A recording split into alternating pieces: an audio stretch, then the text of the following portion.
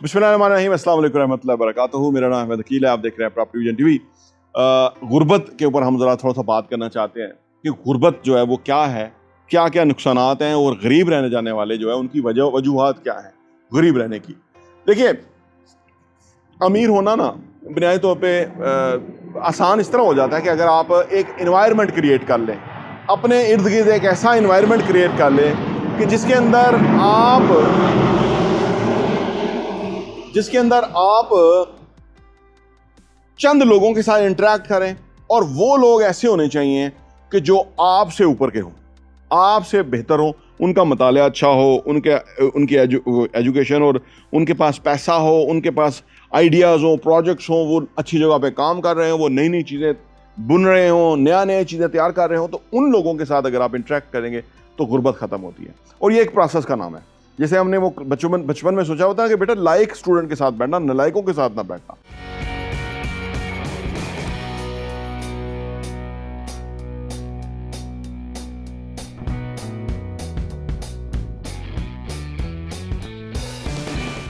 लेकिन हमारी क्योंकि नालायकों के साथ हमदर्दी बहुत है तो हम नालायकों के साथ फिर बैठते हैं।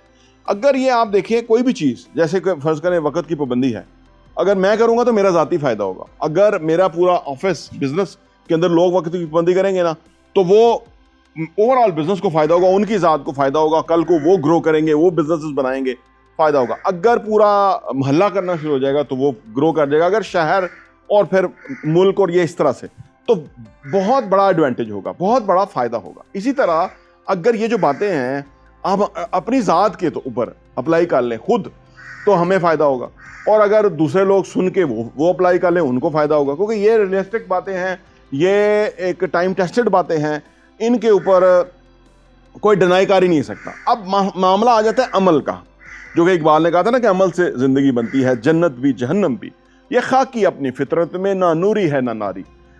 अमल से सारा कुछ जो है वो बदलता है। अब बात यह सवाल ये पैदा होता है कि अमल कैसे करें। अमल तो बहुत मुश्किल है जी। इतने घंटे कैसे पढ़ें, इतने 12 घंटे काम कैसे करें, अच्छे लोगों के साथ कैसे उठे बैठे। हर बंदा ही तो आ रहा है, हर बंदे को तो हमने आदत डाली हुई है, हम किसी को ना ही नहीं कर सकते। वो जो वेला हमारे पास आके बैठ जाता है, वो सारा दिन टाइम ज़ाया करता रहता है। ये इसको हमें ग्रेजुअली सेट करना होता है। रोज़ का एक सफ़ा पढ़ना शुरू कर दें। अगर कांस्टेंट पढ़ेंगे ना तो आपको पढ़ने में मज़ा आ जाएगा। जब पढ़ने का मज़ा आ जाएगा, कई दिन आप 5-5 सफ़े पढ़ जाएंगे। कई दिन अब कुछ लोग हैं रात में किताब पढ़ देते हैं। मैंने भी कोशिश की है, मैंने भी पढ़ने की कोशिश की है। मैंने पिछले साल 100 किताबें पढ़ दी थी। अब वो किताबें जब मैं पढ़ रहा था तो वो मेरे ऊपर तो एक नई दुनिया ही खुल रही थी, क्योंकि जब आप एक बुनियादी नॉलेज की तरफ जाते हैं ना, तो आपके ऊपर असल में अपनी जो जहालत है उसका एहसास होता है। और जिसको अपनी जहालत का एहसास हो जाए ना, वो जल्दी सीख जाता है। और जो कहे ना कि मुझे तो बहुत ही कुछ पता है, तो वो बस उसने तो ढक्कन ही बंद कर दिया ना सीखने का। तो अब जब कि हम सीखने वाले हो जाएंगे तो हमें पता लगेगा कि हमें क्या क्या नहीं पता। तो जब हमें यह पता लगे क्या क्या नहीं पता, तो फिर तो दुनिया एक सीखने वाली है ना। पुराने दौर के अंदर जो लोग थे वो इल्म की तलाश में मारे फिरते थे। लाइब्रेरियाँ नहीं थी, कोई पढ़ने की जगह नहीं थी, किताबें नहीं थी, फॉर्मेट ऐसा था। अब तो मोबाइल के अंदर किताबें मौजूद हैं। तो वो आप जब एनवायरनमेंट क्रिएट करें, अपना बनाएंगे, तो स्लोली ग्रेजुअली वो बेहतर होता जाएगा। इसी तरह काम की आदत नहीं है। काम इसलिए आदत नहीं होती कि लोगों के गोल्स नहीं होते, और गोल्स इसलिए नहीं होते कि उनको यकीन नहीं होता कि चीज़ें होती हैं। और जब हम ऐसे लोगों के साथ होते हैं ना, जो कर रहे हैं, जो कमा रहे हैं, जो बना रहे हैं, या जो बेहतर हो रहे हैं, तो हमें यकीन आना शुरू होता है कि भाई ये कर रहा है तो इसको कोई लाल लगे, इसके कोई सींग हैं, या कोई ये बहुत इंटेलिजेंट है, ये बहुत खूबसूरत है, या ये बहुत कोई खानदानी नस्ली या कोई अमीर था, रिच था।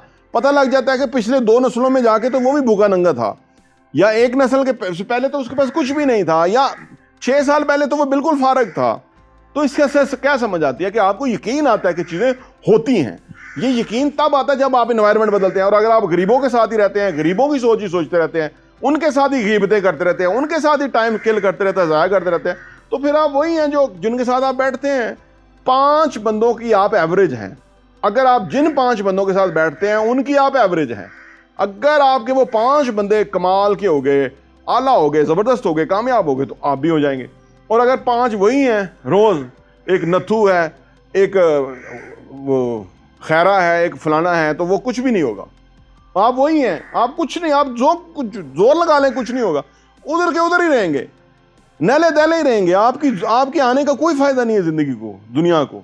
सिर्फ आप उल्टा इस मुल्क का अनाज खाने के लिए आए हुए हैं, आप उल्टा इस मुल्क के ऊपर बोझ हैं। इन अदर वर्ड्स, जो मैं वो पहले दूसरी वीडियो में बोल रहा था कि हमारी इकोनॉमी के ऊपर ये हमारे अवामी बोझ हैं, हमें मुल्क को ये भी जो है ना नीचे कर रहे हैं। एक तो चोर डाकू गुंडे बदमाश जिन्होंने सिस्टम को हैंडल किया हुआ है, दूसरे ये गरीब कि जिन्होंने जो कंट्रीब्यूट ही नहीं कर रहे, ना ही उनको पूछने जोगे हैं। वो कोई भी वर्दी में नजर आ जाए, कुछ भी नजर आ, ऐसे ठमर के सहम के खड़े हो जाते हैं जैसे वो कोई पता नहीं हिटलर आ गया। वो हमारा टैक्स के पैसे पे तनख्वाह लेने वाला गुलाम है, नौकर है वो इस मुल्क का।